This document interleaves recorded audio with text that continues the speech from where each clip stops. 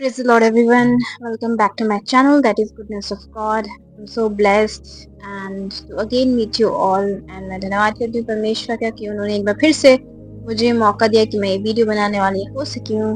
मैं आपका धन्यवाद करती हूँ कि एक बार फिर से आप मेरे साथ जुड़े हैं। तो आज का जो हमारा टॉपिक है, जो आज हम जिसके बारे में मैं बात करूंगी, वो है life by the spirit. So the topic is life by the spirit. तो आइए हम अपने टॉपिक में जाने से पहले प्रार्थना करते हैं। धन्यवाद धन्यवाद धन्यवाद करते हैं मान समर्थ जीते जान पिता परमेश्वर, आपका धन्यवाद करते हैं प्रभु जी आज के सुंदर दिन के लिए। पिता परमेश्वर, एक बार फिर से अपना मौका दिया प्रभु कि हम यहाँ इकट्ठे हो सकें, उपस्थित हो सकें प्रभु जी आपके प्रेजेंस में। प्रभु, इस वचन के द्वारा प्रभु जी मैं जो भी बोलूं और लोग जो भी सुने पिता परमेश्वर, वो आपकी ओर सुनने वाला हो सके। पिता परमेश्वर, मेरे हृदय के विचार और मेरे मुंह के बोल पिता परमेश्वर आपको आदर और जलाल देने वाले हो सके। पिता परमेश्वर, सारा आदर जलाल आपको देते हैं प्रभु जी। आने वाले वक्त को, अपने इस मैसेज को आपके लहू के बारे में मानते हैं प्रभु। इस प्रार्थना को आपके लौटे पुत्र हमारे खुदा यीशु मसीह के नाम से मांगते हैं, आमीन। धन्यवाद हो पिता परमेश्वर का कि एक बार फिर से उन्होंने मौका दिया कि मैं आपके सामने यहाँ पे इस वचन को पेश करने वाली हो सकी हूँ। तो आज मैं आपका ध्यान ले जाना चाहती हूँ Galatians chapter 5 verses 13 to 26। Galatians chapter 5 verses 13 to 26। मुझे पता है कि आपने ये वचन अपने इससे पहले जीवन में पढ़ा होगा और आप जानते होंगे कि इसमें क्या कह रखा है। तो यहाँ पे आप देखते हैं कि लाइफ बाय द स्पिरिट एक टॉपिक है जिसमें हमें बता रखा है कि एक मनुष्य में या फिर एक परमेश्वर के जन में क्या क्या चीजें पाई जाती हैं। और इसमें आपको फ्रूट्स ऑफ स्पिरिट के बारे में बताया गया है। ठीक है, तो मैं इस वचन में जाने से पहले, इस बाइबल वर्स को पढ़ने से पहले मैं आपसे पूछना चाहती हूँ कि आपको पता है कि ये पत्री किसने किसको लिखी थी। तो मैं आपको बताती हूँ कि यहाँ पे पॉल जो है वो गलातिया की कलीसिया से बात कर रहे थे और उनको बता रहे थे कि तुम्हारे जीवनों में फ्रूट जो होने चाहिए, वो स्पिरिट के फ्रूट जो होते हैं, वो क्या क्या होने चाहिए। तो उन्होंने यहाँ पे एक बात आती कि उन्होंने फ्रूट के बारे में ही क्यों बताया है। तो ग्रीक वर्ड जो फ्रूट का है वो है कार्पोस, KARPOS। उसका मीनिंग ये होता है कि it refers to natural product of a living thing. ठीक है, फिर हम ये सोचते होंगे या फिर हमारे दिमाग में एक क्वेश्चन होगा कि पॉल ने ये फ्रूट वर्ड ही क्यों यूज करा, या फिर वो इस वर्ड को यूज करके क्या दर्शाना चाहते थे। तो to help us to understand the product of the holy spirit who lives inside every believer। मतलब परमेश्वर के जो हमारे ये दास थे पौलुस, वो ये बताना चाह रहे थे उस फ्रूट शब्द को यूज करके कि जो होली स्पिरिट अगर आपके अंदर रहती है तो उसके बाय प्रोडक्ट्स जो होते हैं वो ये फ्रूट्स होते हैं। तो इसी प्रकार हर एक बिलीवर के अंदर ये बाय प्रोडक्ट्स या फिर ये फ्रूट्स, अगर आपके अंदर पवित्र आत्मा है तो ये बाय प्रोडक्ट्स आपके जीवन में दिखने चाहिए, आपके कैरेक्टर में दिखने चाहिए। और क्यों दिखने चाहिए? क्योंकि परमेश्वर जब इस इंसानी रूप में इस दुनिया में आया तो उसके जीवन में ये सारे फ्रूट्स दिखाई देते थे, ये सारे फ्रूट्स उसके कैरेक्टर में थे। तो आज हम अब पढ़ने जाएंगे गलेशियंस चैप्टर 5 वर्सेस 13 टू 26। आपका बाइबल आप निकाल लें ताकि हम इस साथ में पढ़ पाए।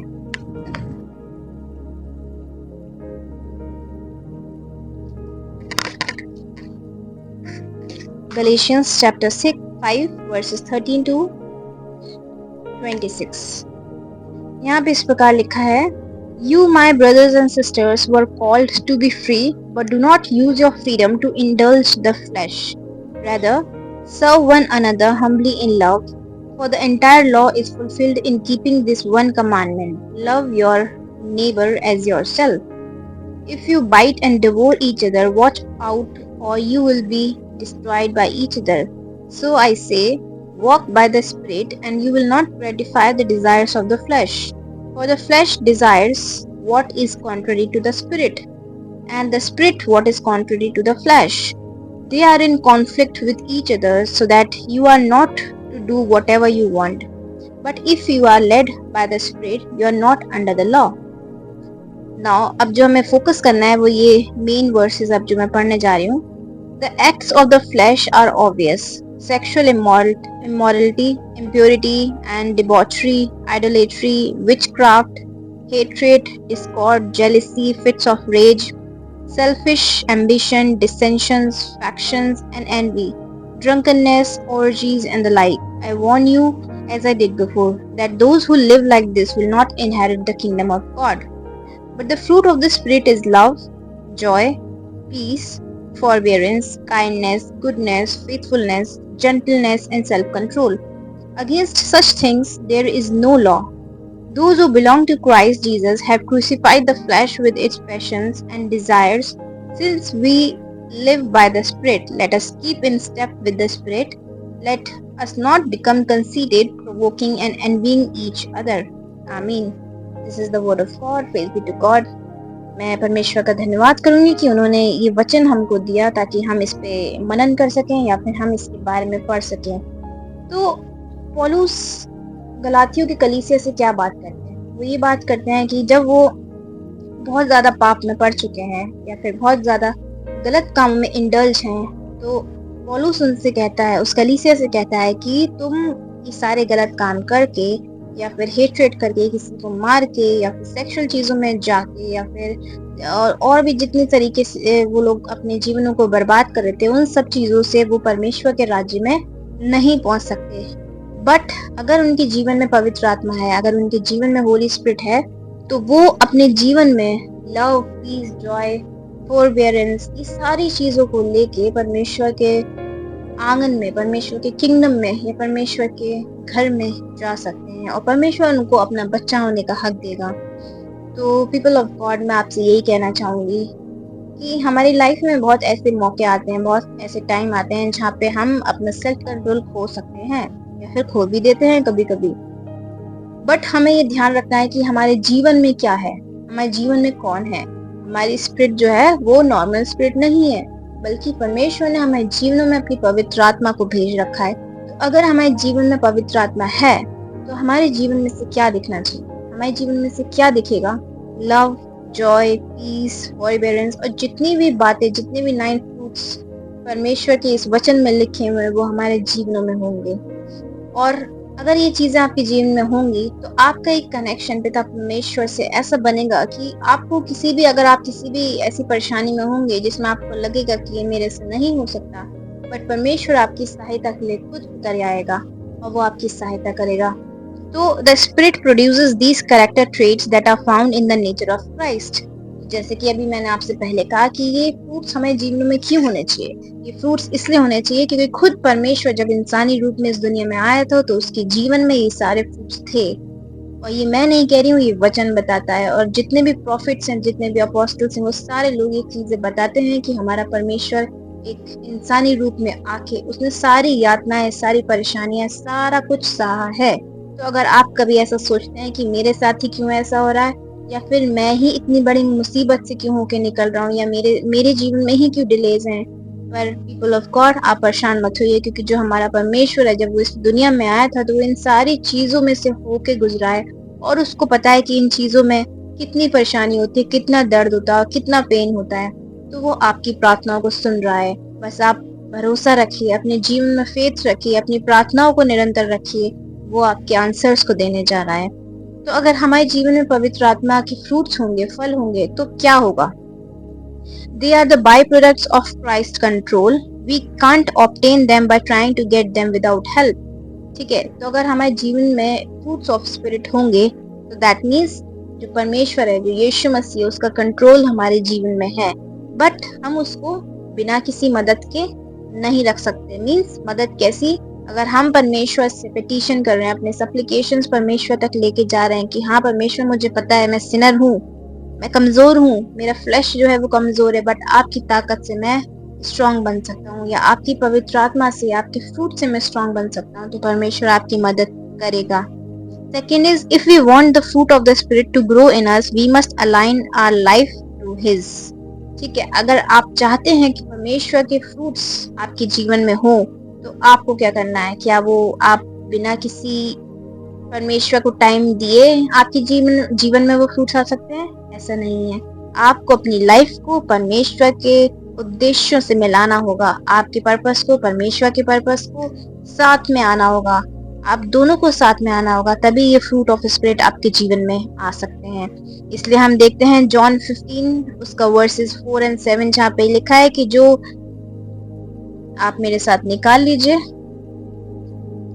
The wine and the branches के बारे में आपने सुना होगा, आपने पढ़ा होगा। यहाँ पे इस प्रकार से लिखा हुआ है कि जो कि remain in me as I also remain in you. No branch can bear fruit by itself, it must remain in the vine. Neither can you bear fruit unless you remain in me. I am the vine, you are the branches. If you remain in me and I in you, you will bear much fruit. Apart from me, you can do nothing. If you do not remain in me, you are like a branch that is thrown away and withers. Such branches are picked up, thrown into the fire, and burned. If you remain in me and my words remain in you, ask whatever you wish and it will be done for you. Amen. तो जैसे कि अभी हमने वचन में पढ़ा कि परमेश्वर क्या चाहता है कि हम उसके साथ बने रहें, हम उसकी सच्ची दाखलता बने रहें, ताकि वो क्या कर सके, अपने उद्देश्य को हमें जीवन में पूरा कर सके। और अगर आप ऐसा नहीं करेंगे तो उसने क्या कहा है कि वो ऐसी दाखलताओं को उखाड़ के फेंक देगा और कोई भी परमेश्वर का पर्पस आपके जीवन में पूरा नहीं हो पाएगा। नेक्स्ट हम देखते हैं third, to understand the fruit of the spirit we must see ourselves not as individual trees but as an entire garden under the cultivation of God's spirit. यहाँ पे ये परमेश्वर ये बता रहे हैं या फिर ये आपसे बात करना चाहते हैं कि आप सिर्फ ये मत देखिए कि आपके अंदर क्या अच्छाई है, या फिर आप सिर्फ ये मत देखिए कि हाँ मैं तो सिर्फ इस चीज में अच्छा हूँ या फिर मैं सिर्फ यही चीज अच्छा कर सकता हूँ। बट परमेश्वर ने आपको एज अ होल, आपको पूरी तरीके से पवित्र बनाया, पूरी तरीके से वो चाहता है कि आप उसके लिए उसकी स्तुति करें, उसकी प्रशंसा करें। तो वो चाहता है कि आपके पूरे शरीर से, जैसे कि उसने कहा है कि तुम्हारा शरीर जो है वो परमेश्वर का मंदिर है, तो ऐसे ही उसने कहा है कि तुम्हारा शरीर जो है वो पूरा एक गार्डन है।